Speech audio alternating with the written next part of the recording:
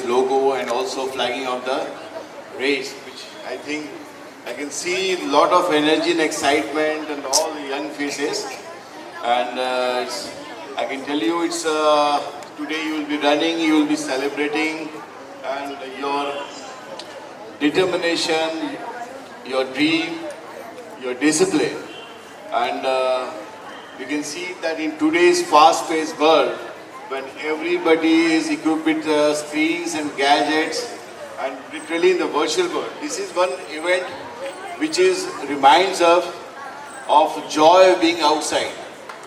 This is the time where you can come out, start breathing the fresh air, you can see discover the rhythm of your heartbeat, and also you can see that how you can challenge your body and what your body is capable of. And please participate. And just for the students, that running is not about winning or losing. It's about challenging your body, setting your own standards, and crossing the line with your own joy and with your own pride. So please do that. Some of you will run very fast, some of you will run very slow, some of you may get tired in midway. But it's all about moving forward. And this is what life is all about, just moving forward. And thank you for having me here, and this opportunity I would like to thank